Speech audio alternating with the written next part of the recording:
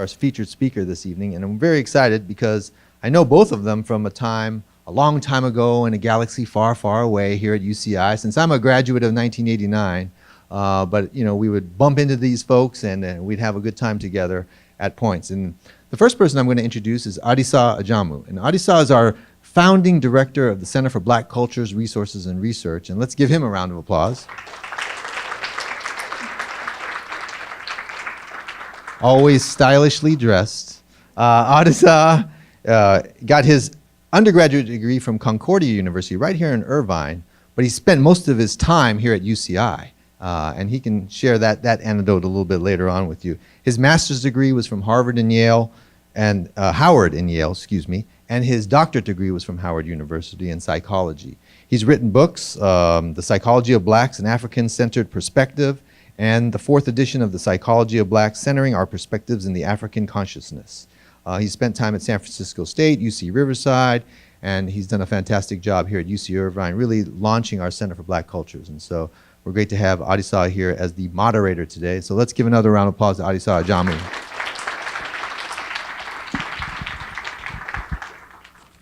Now, our featured speaker is Dr. Tyrone Howard, and Dr. Howard graduated from UCI class of '91, and let's give him a round of applause. Now, the thing about Tyrone is that you've read about him probably because you're here. So I'm hoping that you had a chance to read his little bio, and I hate rereading the bio, so I'm not going to reread the whole thing.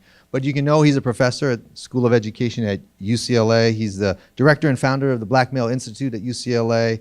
He got his master's degree at Dominguez Hills University. He got his doctorate degree from the University of Washington. And he'll probably weave some of that into his talk today.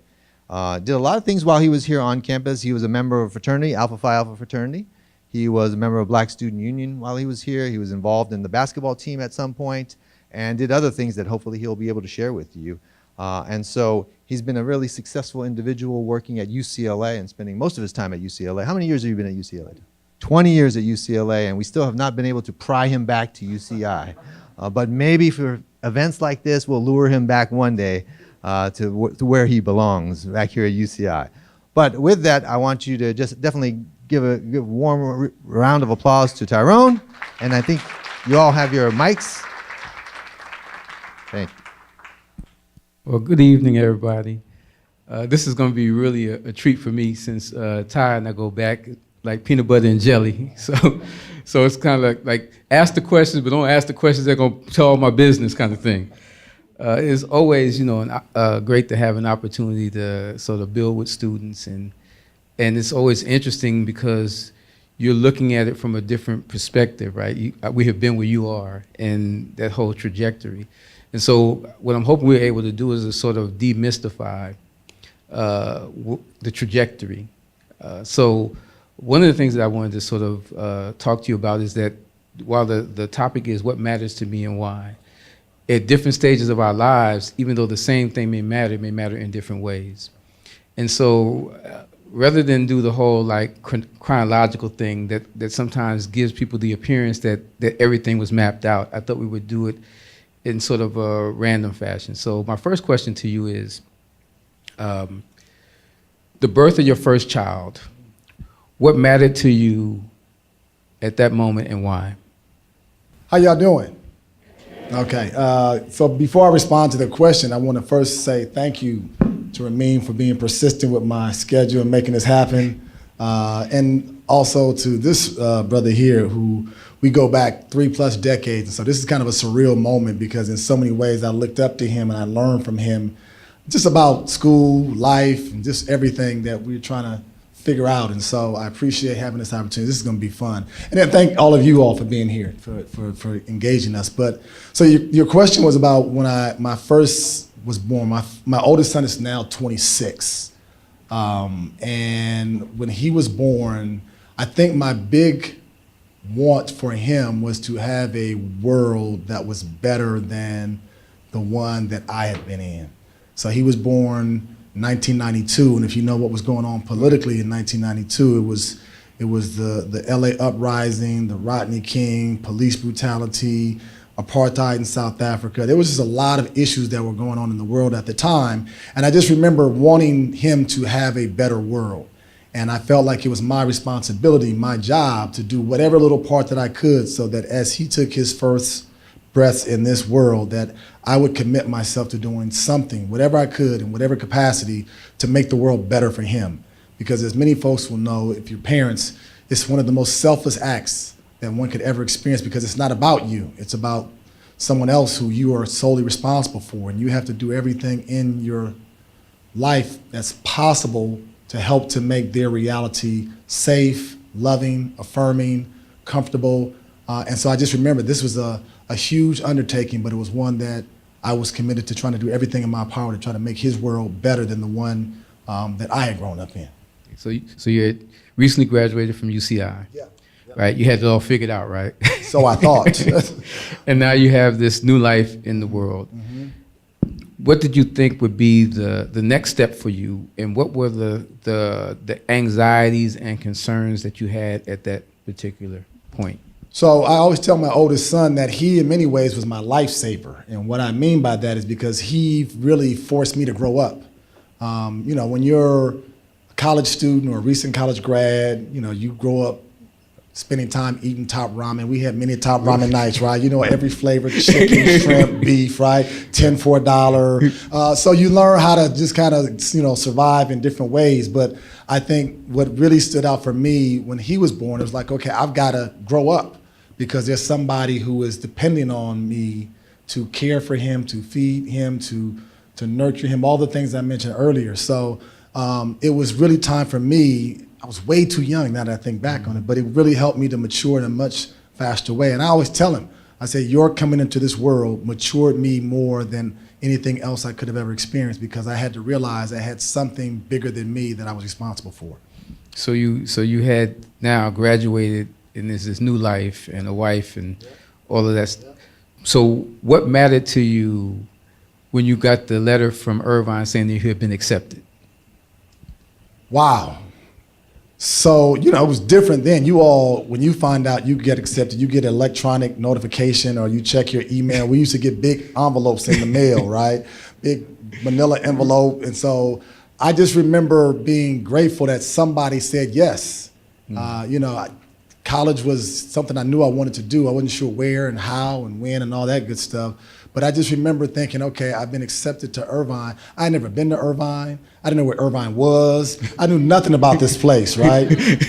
But I knew that this was possibly an option. It was really my only option at the time, but so it was the only option. So it was something different, something new. And I had grown up in the Compton, Long Beach area, and I remember getting here for the first time and feeling as if I was like on a whole nother planet. And we've had these conversations, right. like you're looking around like, where are the black and brown folks at? I don't see us, right? And so you feel like lost. But it was one of those things that in hindsight was a very good experience for me, because it opened me up to a world that I never knew about. So you've had these accolades. You are now an endowed chair, full professor. So what mattered to you when you found out that you had received this endowed chair?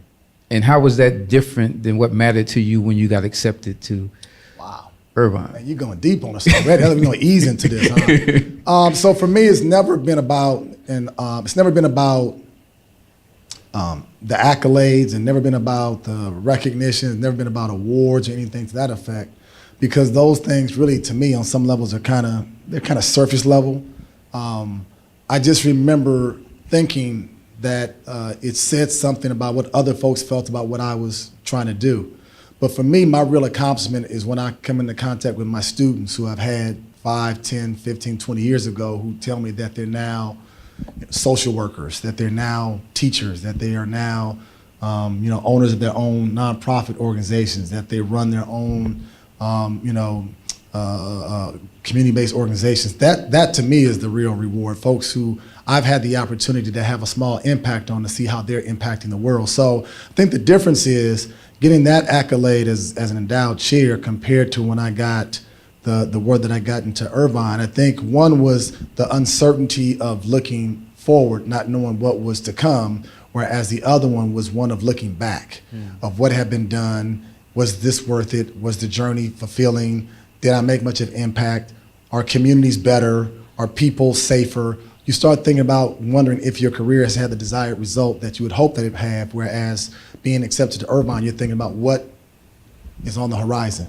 Okay, so as an economics major, did you think that you would go into the field of education? No. And what changed your trajectory? Econ changed my trajectory. I got any econ majors here? Yeah, okay, I can say it now because I got my degree. They can't take it back from me. I did not like econ as a major. It was just not for me. And I was telling the young men that we talked to earlier today that I wish in hindsight that I had changed majors. So for anybody out here, if you're on the fence right now and you're thinking about changing your major, guess what you need to do? Say it with me, change my major. There you go. Because I was just told that, stick it out. I never would have thought that I would end up on this education pathway. Econ was not for me. It was too theoretical. I needed something more applied. Education was something that kind of chose me. I didn't choose it. I kind of stumbled in education, but once I did, I knew that was what I was put on this planet to do. I felt my sense of purpose. I felt like that was my way of giving back, of investing in a generation of young people, much in the way that I felt like folks had invested in me. And so I didn't see that pathway in economics, but once I started teaching in Compton, it was a game changer because you realized you had young minds that you had the opportunity to mold, to shape, to inspire, to influence. And to me, that's the ultimate act of giving back when you have those minds that are looking to you for some sense of guidance and inspiration. So I know you're a member of Alpha Phi Alpha Fraternity Incorporated, and you were also vice president of Black Student Union. Yep. And we both were protesting apartheid back in the day. Right, so there was always this activist strain. So in what ways, as you look back, in what ways were those kinds of interests in social justice kinds of things, before we called it social justice? Right. In what ways as you look back, do you see that there was a strain that was always in you to do that? And then how did you find a way to make that part of your work as a scholar? So one of the more life-changing events that I had that happened here at UCLA was, I want to say 1987 or 88, when we had one of our first Martin Luther King Jr. marches. And I had never done a march before. You read about marches, you hear about marches, but Dr. Parham, Dr. Mitchell, and some other faculty at the time took a group of Black Student Union students, and we actually had our picket signs, and we went on an actual march. And that was like an eye-opener for me because, we had some folks who were honking their horns and kind of cheering us on, but there were also people out there, you remember, who were also saying some not so nice things to us as well. And so that was like an eye-opener for me to think, wow, this is what folks went through in the 50s and 60s when they fought for civil rights, right? And Irvine is mild in comparison to a place like Selma, Alabama, or Birmingham, Alabama. But doing that kind of gave me a sense of walking in the shoes or walking in the footsteps of those who came before us. And that kind of had a real impact on me. It made me feel like this is the kind of sacrifice that folks made to create the opportunities that I have. And it's not comfortable, it's not always easy, it's not always convenient, but by doing this, you bring attention to your cause, or you show what you are standing up for. And so that for me was one of the real pivotal moments in my life personally, and I think that was perhaps, if I think back on it, one of the things that led me to think that I needed to do work. I needed to commit myself to a life of service in some way, shape, or form that was about changing life experiences and life outcomes for folks who were, consistently on the margins. So if you could go back in time to yourself when you were a freshman. Yes. Ooh, it's a long time ago, bro. Long time ago. What advice would you now give to your 18-year-old self? It's a long, long time ago, right? I would tell my 18-year-old self to not question yourself so much, to not doubt so much. I think as an 18-year-old, I was filled with a lot of uncertainty, insecurity, a lot of emotional, fragility. You just don't know if you belong. You walk around with a whole lot of imposter syndrome. Am I smart enough? Will somebody find me out? Will they revoke my admission? Will they kick me out the university? All this stuff you think about. You have all these worst case scenarios. I remember getting grades back and my grades were like not good and thinking, okay, maybe this is not for me. So I would tell my 18-year-old self, you're going to be fine. Start owning your brilliance. Start recognizing that you put work in, that you deserve to be here just like anyone else. I would also tell my 18-year-old self to take risks, calculated risks. I think sometimes we're conditioned to play it safe, to walk in between the lines, to don't, venture too far off the path before you. I would tell myself as an 18-year-old, you only have this opportunity once. And you've got to be willing to take some chances. Believe in yourself. And there will always be people who will try to somehow tear you down or take you in a different road. But you have earned the right to be at a place like this. And you don't want to look back after the fact with a bunch of I wish I woulda, I wish I shoulda, I wish I coulda. Do it. Will you mess up at times? Of course. But when you mess up, you get back up and you keep riding, you keep doing what you do, because you don't want to live life always second guessing what you think your life could have been, because I think we're too bright, we're too brilliant to live in what we think somebody else could have done when we could have done the same thing. Thank you. There's a Yoruba saying that sacrifice is the key to life, right? And we know that the caterpillar has to sacrifice being a caterpillar in order to become a butterfly.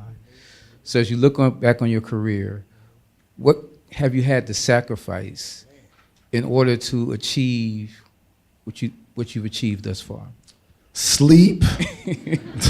Sleep and more sleep. No, I think part of what folks need to know, if you do justice work, if you do work that's focused on people who are on the margins, you sacrifice, you have a lot of fights. Not fist fights, even though they get close sometimes, becoming fist fights. But you have a lot of fights with people because you're fighting for what you believe in. And you lose colleagues along the way because you realize that the folks you thought you could ride with are not the folks you thought you could ride with. You learn to develop a very small inner circle of people because that inner circle are the folks you can rely on and you can trust. You also lose confidence in people who you thought were really, a part of something bigger than themselves. But you also gain a sense of clarity about why you do what you do. You gain a sense of who you can believe in, who you can rely upon. And I always tell young folks, you are better served having one or two people that you can truly depend upon and truly rely upon who are dependable, ride-or-die folks, as opposed to 10, 15, 20 folks who are sometimey. And that's what you learn in this process. So you gain a lot as much as you lose a lot. You lose what you think are friendships. You lose what you think are colleagues. But in many ways, maybe that's oftentimes for the better, because this work, I have learned over the years, sort of the higher you sort of move up, oftentimes it's rarefied air. There are not as many people who still serve the work that they do in the optimum way and still have that sense of conviction about trying to make change in our world. So let's drill down a little bit on that. Uh-oh, here we go. So, one of the challenges you have as you move up is you make sacrifices, and sometimes you sacrifice parts of yourself that you like along the way. So in looking back, like I know during my time working in Southern Africa and seeing just how cruel people could be to one another, I felt like I lost that part of me that was about like laughing and the joyfulness that it's always going to all work out. And so one of the things that when I got back, I had to find a way to sort of get that back. So what are some of the things that as you look on your life and you think, this is a part of me that I actually liked, but I lost it along the way? Wow. Yeah, we're going deep now.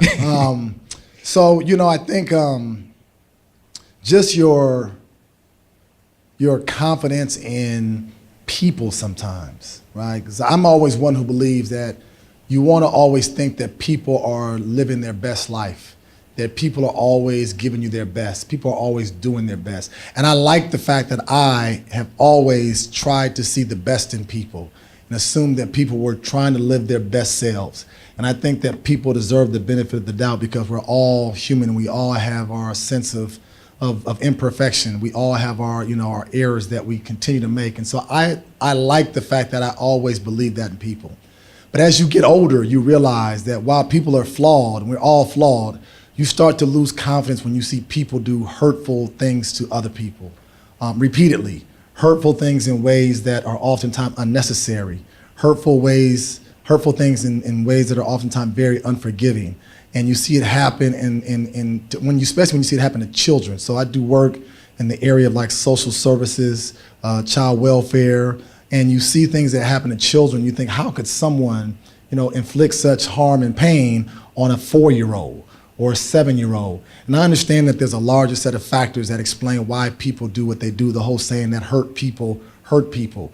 But what I've lost is my sense in some people to see their ability to not always seek to provide safety and shelter to some people, but sometimes to cause hurt and pain. And that's hard because I oftentimes have found myself being more jaded when it comes to certain circumstances than I think I ever was in years past. But that happens because you live long enough, you see the full spectrum of the human condition. And while there are lots of beautiful things about the human condition, there are some things too that are deeply, deeply disturbing because of people's pain and experiences and things of that sort. So you've had a really unique experience here, even at UC Irvine. So you played on the basketball team, you walked on the basketball team, you also walked off the basketball team. You were involved in a fraternity, you were involved in student government, you were involved in protest. But all of these things, the background that is also as a black person on a campus like this. So share a little bit with us about what it was like as a black person for you in those days on campus, and and now being a professor on a campus like this. If you think that things have changed much, or you think that it's the same, or it has changed in ways but not enough, or for where we should be. Yeah, in a lot of ways, there are a lot of things that have remained the same. When I came here back in 1986, it was like being on a different planet. Growing up where I grew up, not seeing people who look like you, people who question if you belong, people wondering if you were smart enough, people thinking that you got in because of affirmative action, and their friends who are not here did not get in because you were sort of a token admit. So yeah, these were the kind of racial microaggressions. I wouldn't even call them microaggressions. They were like macroaggressions back then, right? And so it was hard because you began to internalize some of the kinds of feelings that people had about you. And then I had two very different types of experiences. So my first 2 years were tied to the basketball team. And one of my big concerns and complaints has always been that on campuses like UCI, when you're involved in intercollegiate sports, you are really isolated from the rest of the larger campus. Your schedule and your time and your commitments are almost like a full-time job with sports. So I didn't know much about different activities or extracurricular events because so much of your time you're separated, you're isolated. So my circle was primarily other folks who participated in sports. And I think that's a loss when student athletes come to a campus like UCI, the fact that they don't have the opportunity to really learn and immerse themselves in the wider campus because they miss out on so many opportunities. But I think it was really pivotal for me to leave the basketball team because it opened up me to an entirely different world, and that was extracurricular. That was the Black Student Union. That was my fraternity. That was government and leadership on campus. It was meeting new people, having different experiences. And so in many ways, I saw two different kinds of UCIs. I think the first 2 years of UCI was really kind of isolated, questioning, wondering, do I belong? Am I good enough? Whereas the second half of UCI was different because I realized that my experience was going to be what I made it. And that's the same thing I tell students at UCLA today. I said, these colleges are really what I would refer to as works in progress, and they will become what students make them. When students push and challenge and resist, that oftentimes becomes the catalyst for change. And so in many ways, you see some of the same marginalized groups of students today in 2019 that I recall seeing when I was a student back in 1986. But I think what we have seen now is students have much more we had a vocal aspect to what we did. We pushed, we fought, and I think that spirit still lives. But I think in many ways, some of the students from marginalized backgrounds, I don't sense the same type of intensity around inclusion, around representation, around improvement of communities that I saw when we were here back then, because I think we were closer to it, whereas I think you have many students today who are a little bit more removed from it, so it doesn't feel the same because it's not an experience that they can oftentimes relate to. So you're a scholar in education. Yep, that's what they say. Right, and you've been a professor for quite a while time. In what ways do you think social media has shaped your experience both as a professor and the ways in which you see and relate to students and the way that students relate to you? Yeah, so social media, we were talking about this, it's been a game changer. And one of the things I wonder with this generation, I mean, I think you all have amazing intellect. You see the world in ways that we could probably never imagine. But I wonder with the prevalence of social media, if we lose the ability to have human-to-human contact and connection. Because with social media, you can sit behind a device or sit in front of a laptop or an iPhone, and you can build your own sense of community with folks that you never sit like this and have a conversation with. And I think that the human condition is better when we learn how to sit across from one another in that face-to-face contact, when we sit and talk, eye to eye. I've been fighting my department, for example, because our department wants us to go to online learning. They want us to teach online classes. And I'm like an old school dinosaur. I say, I will not do it, I will not do it, I will not do it, because I just think there's something to be said about what people will say in person as opposed to what they will say if they're sitting at their computers. And I just think that we cannot lose the human touch. I think we cannot lose the human connection, because that is what ultimately unites us, is the human condition. And the more we kind of move away from that, I wonder, I don't know, but I wonder if we lose our sense of connectedness across space and place. Yeah, and one of the things we talked about is that there's sort of a paradox, right? So while we are connected in all of these ways through social media, we're also seeing an increase in folks talking about being isolated, lonely, the rise in depression. And so the question becomes, is it the illusion of connectedness that at the end of the day is still not getting us to the place where we actually connected? We just have the illusion of connectedness and what that does for us in terms of the long run. So you run Black Male Institute, and share with us a little bit about how you arrived at, creating the institute, why you felt it was needed, and what you hoped that it would be able to do. So that's plain and simple. I got tired of being on the campus where I could walk from one end of the campus to the other and not see a single black male face. And when I did see a young black male, he was typically involved in sports on campus. I mean, this is a public institution that claims to be one of the best in the nation, if not the world. And I don't think you can have excellence without diversity. So you can't say you're excellent, but yet you have large numbers of folks who are absent from a campus. And so for me, it became like a personal crusade, because it was like the same kind of fight that I was fighting when we were here, like where are the black faces? And so part of what I did was I started to talk to one of our vice chancellors at the time about, look, we need to create a space where young black men can come together and talk about their realities and their experiences. And so, to make a long story short, I started meeting with a group of young men in my office. It's about 5 or 6 of us, small little office, and the 5 or 6 young men grew to like 10 or 15. And that became such a saving grace for them, because in that space, they felt like they could just be. In that space, they felt like they were not being judged. In that space, they felt like, they could just let their hair down and truly be their authentic selves. And so we moved that into not just being a social space, but to ultimately create a research center where we started to do research around the experiences of young black men. We started to do outreach around how we can tap into local high schools to fortify the pipeline to bring young black men to campus. And then we also worked to make sure that the young black men who were on that campus graduated. And so it became really about advocacy, about making sure that black men had these spaces. Now, to be fair, black women started coming down hard on me, like, okay, well, what about the sisters? Don't forget about us. And so I think that's just as important. So then what we started doing was offering some similar types of supports and programs for black women, because their numbers aren't significantly better than the black men. Because part of what you have to do is be very intentional about the kinds of supports that certain populations need.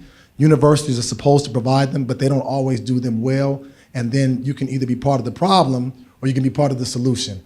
And I was fortunate enough to have a number of colleagues at the university who are willing to put supports behind what we do with the Black Male Institute. And now we do more than black male. We do a lot of research and support across both the black male and black female experiences in ways that I think really makes the work really important, insightful, and imaginative. So in running this institute and being married now, for how many years have you been married? 27 years, 26 years now, yeah. Mm-hmm. So in light of that and the Me Too movement, in what ways can an institute such as yours be a support for women as they are also dealing in this era of the Me Too movement? Yeah, we need to, it gives us a space to have real hard conversations, important dialogues, which I can't stress the importance of enough. So for example, one of the things that we do through BMI, the Black Male Institute, we have a first year course for black men, and we also have a counterpart for black women. And in there we talk about issues that are pertinent to the experiences of each of the groups. But then we bring the groups together to have conversations, and those conversations are really, really robust and really emotional at times, because one of the things that we talk about, at least the women talk about, are issues around sexual assault. And I think it's important for men to sit in those conversations and hear the pain and hear the emotion and hear the trauma that women suffer when it comes to issues of sexual assault. Because see, it's one thing to read about sexual assault. It's one thing to hear about it, but when you sit in a room and you're sitting across from a young lady who's telling you about when she was sexually assaulted, that does something to you. And I think it's important for young men to be in those spaces to hear that, because you would hope that that could inform their decisions about choices they make, about ways in which they interact with people who come from different spaces. So what these courses have done has allowed us to have hard conversations, important conversation, desperately needed conversations that we would typically not have. And part of what we talk about in those spaces is that it's important for cisgender men to be able to call other cisgender men on their own stuff, right? In ways that we typically don't, but it's important for us to do it. Like, we can't tell women they've got to fix, sexism. Men have got to deal with that.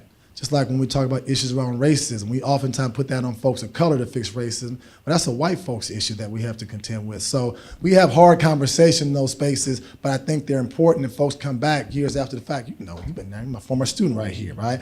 And they come back and say, wow, I'll never forget the conversation we had. I'll never forget the way it made me think twice. And that's always my goal. You don't have to always believe what I think. I don't want you to believe what I think, but I want you to feel like you left my course saying, you know what? He gave me something to think about. I never thought about that before, and that's the goal. So you talked about Dr. Parham. We mentioned Dr. Parham a little bit. So in what ways were some of these ideas that you ultimately coalesced in the Institute developed here in terms of the relationship between faculty and staff and the UCI community in general, that sort of begin sort of the seeds that sort of germinated as you? They were huge. So much of who I am, personally and professionally, is a result of my experiences on this campus. I can't stress that enough, because Dr. Parham, like you, Adisa, was huge for me. So quick story. I didn't know who Dr. Parham was when I first got here. And we're over in Crawford Hall my freshman year. Dr. Parham used to hoop over there, right? And me and him on the same team playing a pickup game. And, I'm kind of hot-headed. I'm thinking I know more than I know about basketball, and we were on the same team. I never met Dr. Parham before, and I don't remember the details. I just know we were on the same team, and we lost. And he thought we lost because of something I did. I thought we lost because of something he did.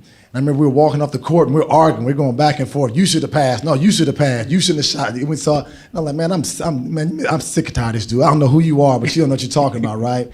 And then I remember somebody else coming over to me saying, you know who you're talking to, right? I don't care who I'm talking to. He's the reason why we lost, right? And so it turned out that someone told me this was Dr. Parham at the time, right? I'm like, okay, who's Dr. Parham? So then when I started to find out who he was, I'm like, okay, maybe I should take my words back, right? But he didn't hold that against me. He said, come talk to me, come learn more about what I do. And life changer for me professionally. Dr. Parham took me under his wing. He let me be a research assistant for him on his first book. And what he did is the same thing that, Joe White did for him. He said, look, here's what you should think about. You need to let this basketball thing go. You need to focus on your academics. You need to get into graduate school. You need to think about, and he just kind of laid the whole thing out like he does with so many of his students. And so from him, what I learned was this sense of, academic excellence, of being able to do research on the people in the communities that you care most about, to be an advocate for the communities and the people that you care most about, and to do it well, and to be unapologetic about it, and to always find a way to try to improve the conditions of the folks who are frequently most on the margin. So much of what I do at UCLA, I'll oftentimes think back to some of the things that Dr. Parham shared with us. Mm-hmm. So I'll have students who will come to me, and after we have a long heart-to-heart talk, they'll tell me, thank you, Dr. Howard, thank you. And I always tell them the same thing that Dr. P told us. I don't want you to thank me. I just want to make sure that what I just gave to you, you turn it around, you pay it forward, and give it to somebody else that you're going to have an interaction with. And that's what it's all about. How do we continue to pay it forward in ways that we continue to help to improve the conditions and experiences of folks who are looking to be better? Thank you. I always tell people, when folks say, well, why did you become a psychologist? I said, well, because Dr. Prime was a psychologist. I was like, if he'd have been a botanist, I'd be talking about the secret life of plants. it was kind of that simple. I was like, so what do you do? I mean, you got a nice looking wife, you drive a nice car. What do you do? He said, I'm a psychologist. That's where I want to be. And so the importance of having sort of mentors and folks in spaces like this that actually look like you, and it didn't hurt that Dr. P was also from LA, so there was kind of like this cultural piece. Yep. So as you look at your career and you look at the fact that you have gone from Irvine, then you did Dominguez, and then eventually to to Washington, and then to Ohio State, and then to UCLA. What are some of the things that you would share in terms of that people don't understand about being successful, that you know having done it, that you think people miss? Like, for instance, one of the things I always tell students is that the more you move up, the more you realize it's not how brilliant you are, it's how much you are able to apply your work ethic to the point that you're able to extract that brilliance. So we think that that genius just occurs naturally. So what are some of the things that you could share in terms of like being able to move through that pathway? That it's hard work, that it takes time. I think oftentimes folks are looking for immediate gratification. It just doesn't happen that way, right? Folks think you're an overnight success. Well, if you want to count 30 years as overnight, go ahead, right? It takes time, and you have to understand that time is going to be full of setbacks. I always tell my kids that a setback is just a setup for a comeback. How are you going to come back? You lose lots of sleep. I keep mentioning sleep, right? You also have to realize it takes hours and hours, and there's lots of rejection along the way where folks will tell you that manuscript is not good enough, that idea is not good enough, that concept doesn't make sense. But you have to continue to remain steadfast in what it is that you think you're doing. Once I knew I was trying to make an impact on the experiences of black folks in education, I was not going to let anybody tell me this was not important. So if that meant I had to read twice as much, I was going to read twice as much. That meant I had to study 3 times as much, I was going to study 3 times as much. We were talking earlier, I think what folks oftentimes they want to be successful in something, but they don't want to put successful effort into that thing. And there's just no 2 ways about it. There are no shortcuts. There's no easy way out. If you are willing to put the hours, the time, and the discipline and the sacrifice, even that's not a guarantee, but you have to have this steadfast belief in yourself that I am really going to do everything in my power to reach that goal, that task, even if people tell me it's not a good idea, even if people tell me, why are you wasting your time, even if people tell me that, you know what, you need to figure something else out. You've got to be the biggest believer in your dream and your pathway than anybody else, and that's what folks oftentimes don't want. We typically want to be people pleasers. We want people to like what we do. We want our parents to approve the pathways that we've chosen. I cannot tell you how many students I've met with over the years at UCLA whose parents sent them to UCLA to become medical doctors. And they don't want to become medical doctors, and they are scared out of their minds to tell their parents. Probably some folks in this room right now in the same boat. They're scared out of their minds to tell their parents that they have changed their majors. And what I frequently have to tell them is that you have to realize you got to be grown enough, big enough now to realize this is your life, right? And your life is going to be as successful or as unsuccessful as the time that you put into it. Your parents are going to love you regardless, right? You cannot live your life looking to please other people, because you will never find satisfaction, you will never find happiness if you are trying to please other people. Live your life in accordance with what your own moral conviction tells you and what goals you seek to accomplish, and you will find happiness for the rest of your life.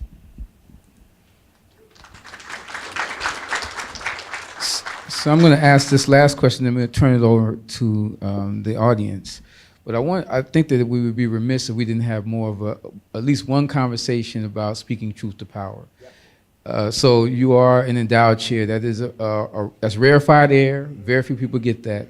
But I think we also need to talk about what the obstacles are for black folks trying to navigate those spaces, what we have to do, so it's not just a question like putting your head down like everybody else. So I'd like you to share a little bit more about that. Yeah, so I think with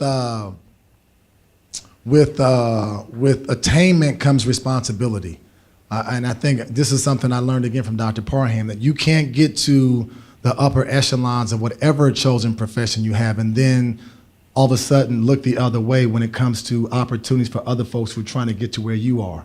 And I think with that comes a sense of your willingness to speak up and speak out for those issues and those people that you know oftentimes don't have the opportunity to be advocated for, or who don't have the voice, or who don't have the platform. And so I think, what good is it to get to wherever you get if you are basically an individual who's there all alone? And so what I've learned is that with that comes responsibility. And that's not always easy, because you have to have hard conversations. You have to say things to folks that you oftentimes don't want to say. And it really moves you to a place of having to have these courageous conversations where folks that you speak to in the hallways, that you say hi and bye to, but they say some things that are really offensive and really racist and really sexist and really homophobic. And you got to then kind of call folks on some of their stuff. And I think that's how we change institutions, when folks who gain a little access to the upper echelons of these institutions don't look the other way, or don't forget about the very issues that they cared about when they were on the way up, but they're willing to rattle, shake, kick, fight, fuss, to begin to make sure that they're not the last person to get to that upper echelon, or they're not the final person who comes from a background to have that opportunity. If we don't do that, if we don't use those spaces and those opportunities, what's the purpose of even being there? And sometimes it's lonely, sometimes it's isolating, but the goal is to make sure that when you leave those spaces, that hopefully it's a little bit easier for the person who comes after you. It's a few less bumps on the road for the person who's coming along your footsteps. I always think about Audre Lorde's notion of we lift as we climb. And I think if we're not bringing folks with us as we make this ascension up whatever ladder we're going up, then shame on us, because our legacy has not been about kind of going up the ladder and then we're to the top and then kicking the ladder down. Our goal was to fortify that ladder, strengthen that ladder, drag folks up that ladder, insist that folks come up with us on that ladder, and in some cases even get another ladder to throw down. I think that's got to be our sense of how we do this work. Again, is it easy? Absolutely not. But you have to be able to look yourself in the mirror to say, I did what I could do within my given context, and make sure that other folks who came from certain circumstances similar to mine had similar kinds of opportunities. So would you say that your trajectory was without racist obstacles, or or were there? What would you say to this generation about confronting those obstacles and what you need to do to move past that? Yeah, you let your, go ahead. And what would you say to those folk who want to be allies in terms of how they could help navigate that space too? Yeah, so good question. So I think for the folks who do this work, know that your work becomes your mantra.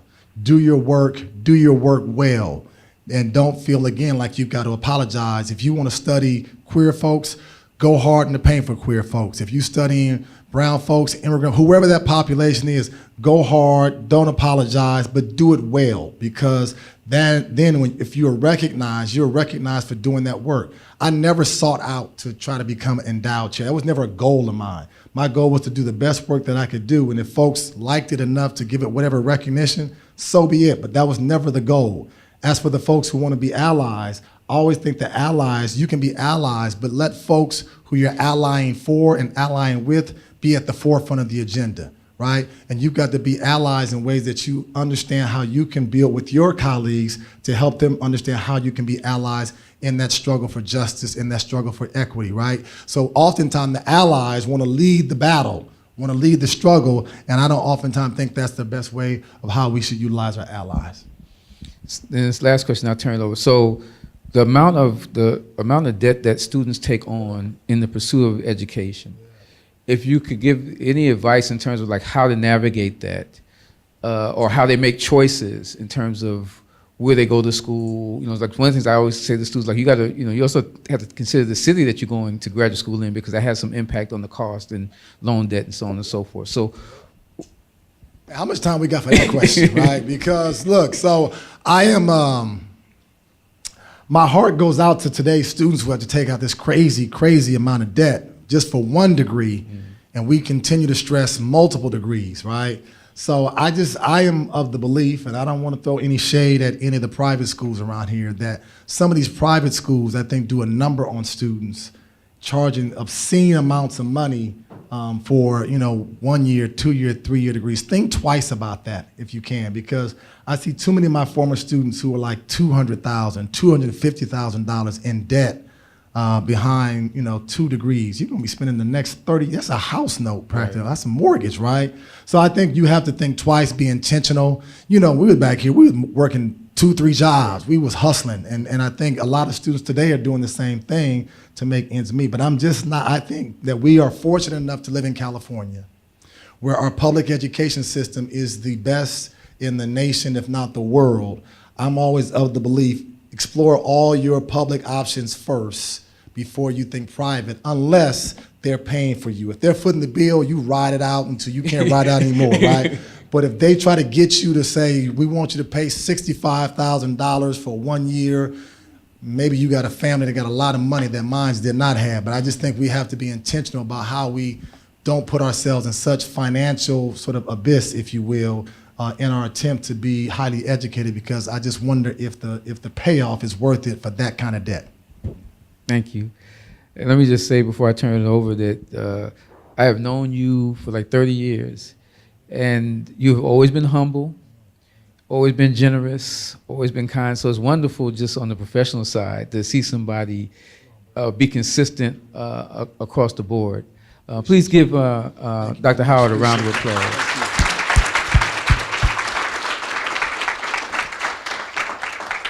And we're going to turn this over to you all for questions that you may have.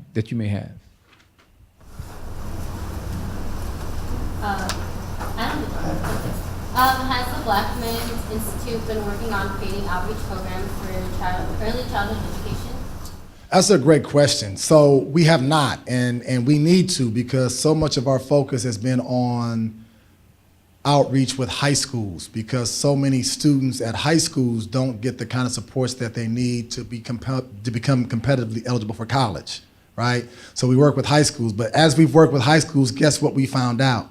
That high school was often what? Too late.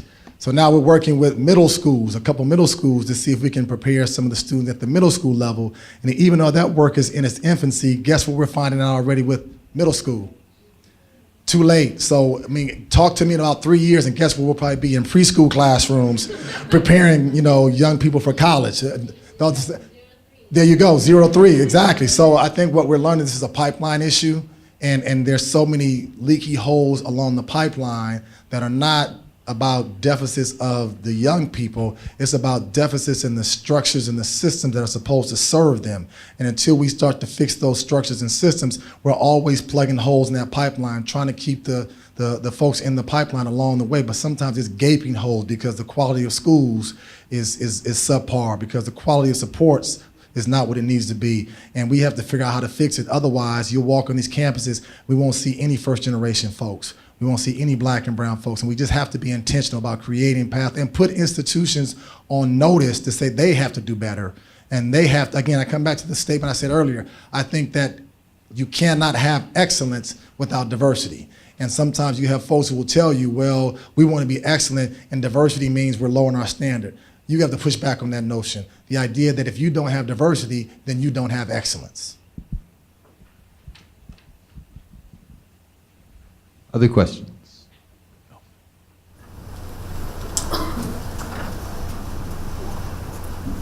So thank you so much. This is I needed it. My soul needed it.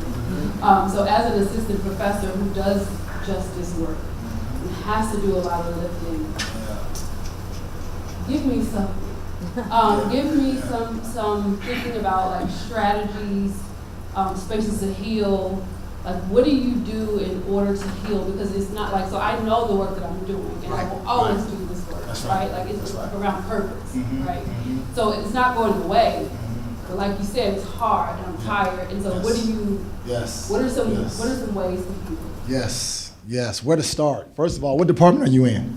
School of Education. Okay, so we should talk, right? Because, well, I won't say that. Okay, we should talk. So that's a hard place to be in as an assistant professor, because it's you're trying to establish yourself, you're trying to show that your scholarship is important. Sometimes your colleagues don't get that it's important. Your colleagues oftentimes are questioning the value of your work.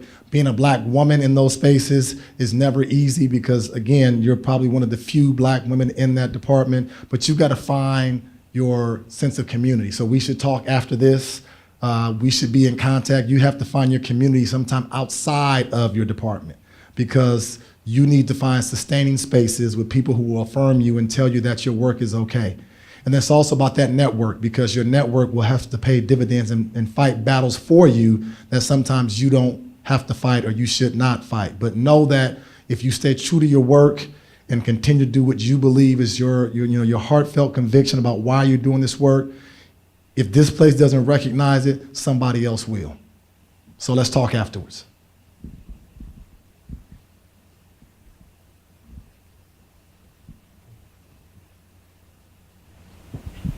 Earlier, you mentioned wanting the best for your kids and stuff, but I feel like sometimes you have to kind of unearth the toxicity before you can remove it. So, like, how do you deal with that juxtaposition where you want it to be better for them, but recognize that struggles come from that whole Yeah, that's one of the hardest things as a parent to deal with is that we were talking about this. I think in many ways, being able to provide for your kids in ways that perhaps your parents couldn't provide for you is the gift and the curse. The gift is obviously you can provide a way of life that's very different from your own, that's very fulfilling in ways that perhaps you were not fortunate to have. The downside to that is oftentimes that sense of struggle, that sense of tenacity is not as intense as you would like for it to be. And you can tell them about it, and they can read about it, and they can hear about it, but it's not quite the same, right? And so one of the things I keep telling, like my wife, like I grew up in Compton, my wife grew up in South LA. We used to have this joke. I used to say, look, why don't we take 2 of the kids and drop them off in Compton, and take the other 2 and drop them off in South LA, and take their phones from them and tell them to get back home the best way they know how, right? And she's like, don't do that to my kids. They would not survive. And that's the whole point.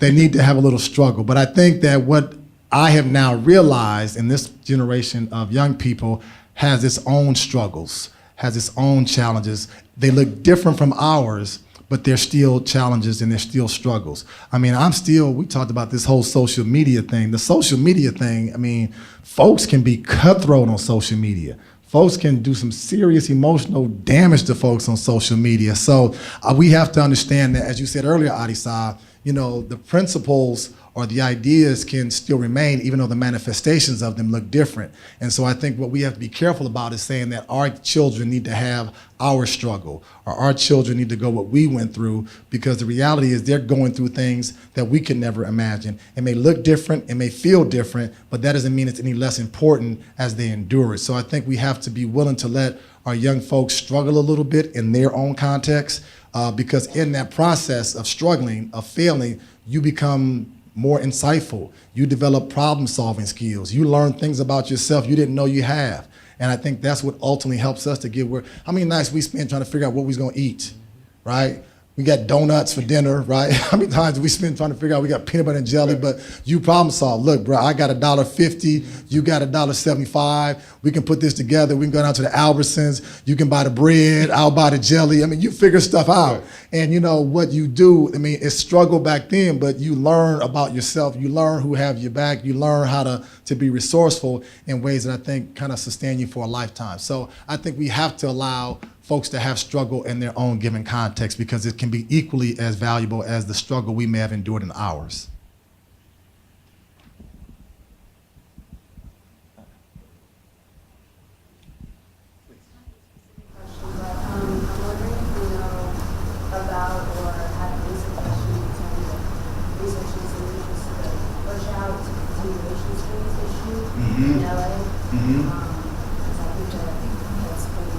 Can you repeat the question? Just repeat it. So is this the question about any research on the push out and continuation schools? So I have a colleague of mine who works at USC, who does work looking at the degree to which we see low-income students, black and brown students, overwhelmingly pushed out into continuation pathways and career technical education tracks. And a lot of this comes from a real, what do I call it? The ways in which I believe that schools have always served as a mechanism to sort and stratify students. And schools are paradoxical from the standpoint that they promote themselves as being sort of, proverbial equal opportunity levers, but the reality is schools are all about saying that there will be a handful of winners, but we have to have a whole lot of losers. And we want you to lose, but we want you to think that you lost because of your lack of effort or your lack of intellect or your lack of ability, when we don't talk about the fact that you were in a classroom with 40 students, or you had underqualified teachers, or you didn't have a counselor who told you that you didn't have to go that particular pathway. So Adrian Huerta is my colleague who has studied that, looking at the ways in which you see students, overwhelmingly black, brown, poor, who are oftentimes sort of at as early as sometimes 7th, 8th grade, kind of put on the pathway where students start to say, why am I doing this? I don't see the purpose, I don't see the value. Many of them end up not dropping out, but I love your language, not dropping out, but really being pushed out. And then if they do want to try to somehow get back on the education track, continuation schools or adult schools become the viable outlet. And even unfortunately, a lot of those young people who start those pathways typically do not finish because of the same kinds of challenges. It's a real big issue. And that's why folks in this room, we can never be so complacent to think that somehow we are better than those folks who are in those spaces, because slightest twist of fate, guess what?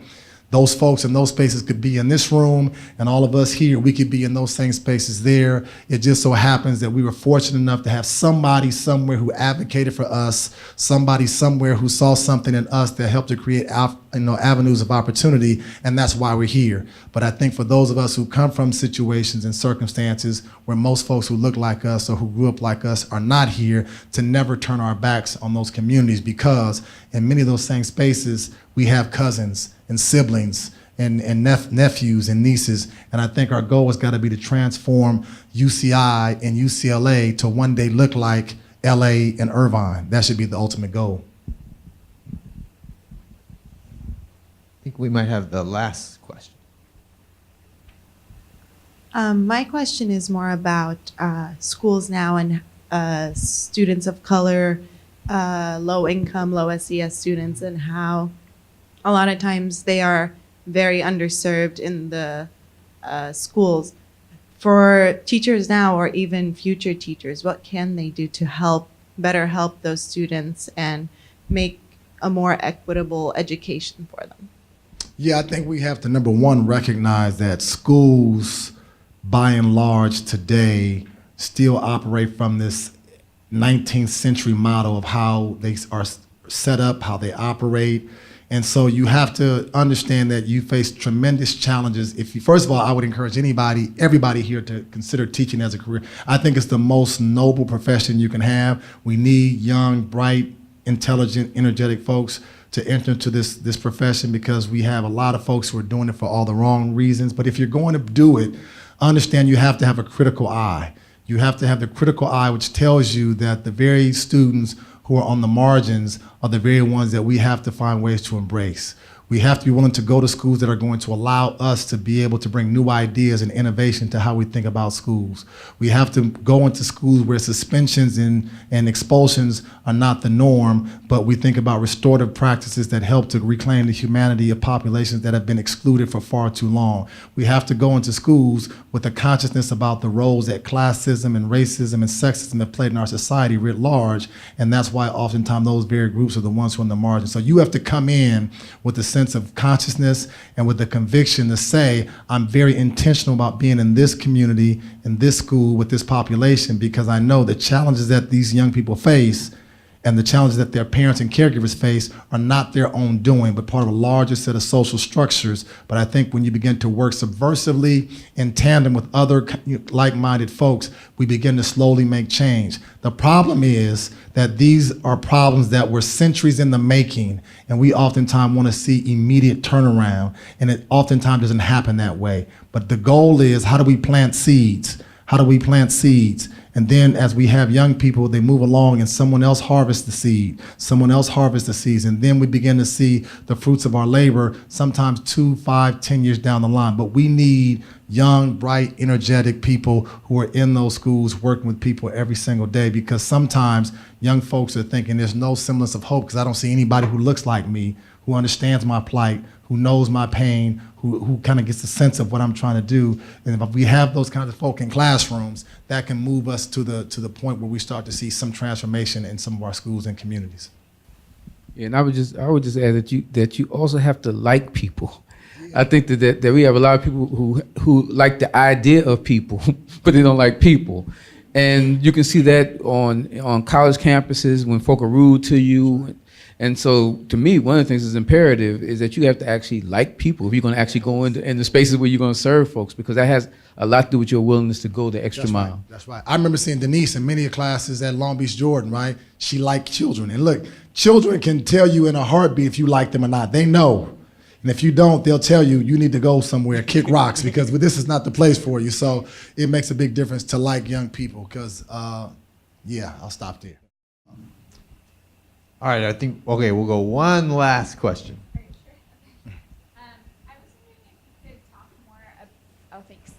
I was wondering if you could talk more about the structure of the courses that you have for the men's group and the women's group, and the timeline.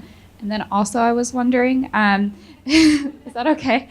If you had any advice for white allies, how they can be supportive for social justice rather than leading, what would you personally like to see more? Good question. So the way we set up the courses, they're offered each winter. I mean, the winter courses, when we offer them, we have access to all the incoming men and women, black men and black women. We send out an email blast saying we've got 35 spots available in each course. They want to enroll in the course, they have to contact me or my counterpart, Dr. Samara Blackman, who teaches the women's class, and students will come. And now it's gotten to the point where the spots fill up pretty quickly. Initially, we used to have to recruit students to take the class, but now students who have taken the class in previous years basically self-promote for us. And the whole purpose of the class, like for example, the class for the young men is called Blacklimated. That's the title that the first cohort came up with. It's about acclimating these young men to the campus of UCLA. Instead of having them trying to navigate this huge campus, we bring all the different resources to the class. Financial aid comes to the class. Psychological services come to the class. Academic services come to the class. Folks from residential life come to the class to help them to understand how to navigate the campus. Same thing for the women's class, which is referred to as sister to sister. Bring the alumni to the class. Bring folks from graduate school, law school to the class, so they can begin to see some of the pathways and possibilities for what it means to be a black woman or black man on that campus. As far as your second question about being allies, I think that what is important to do when you're in allyship is for folks who are in those groups to have hard conversation with members of folks who are in those same groups. So what I mean, I think I oftentimes tell some of my white students is that if you want to start to push back against oppression and racism, have those hard conversations with other white people, because some of those white people will not listen to me or any other person of color because they think, well, you're just only talking about this because you're a person of color. But I think that other white people are more equipped to listen to folks who share their same privilege compared to folks who will not. Just like I talk about the ways in which men need to talk to men about issues around gender bias, sexual assault, sexual violence, because the bottom line is, I don't think if men want to be allies around issues around gender equity, we can't be leading it, but we can check other men on the things that men say, the things that men do, and the ways in which men behave that oftentimes are hurtful to women. Conversely, white people can talk to their colleagues and their peers who are white about things that they say, things that they do, and things that they oftentimes enact that are hurtful towards people of color. So I think that's one of the most important and transformative ways you can do is have those conversations. Sometimes it's hard to have those conversations even within our own families, right? I watch even some of the men in my family trying to have conversations around gender. It's like a hard conversation, but it's necessary if we're gonna start to eradicate the privilege that men have. And I have some of my white friends who say, you know what? I would rather talk to a group of folks of color than have that same conversation with my sisters or brothers or my parents who just don't have a clue. And that's where we have to start the conversation in-house with folks who share the privilege, so we can begin to hopefully change hearts and minds for folks to be different in terms of how they engage with people who are different from them. All right, let's give a round of applause to Tyrone Howard. Also, I want to give a round of applause to Adisa Ajamu for great moderation.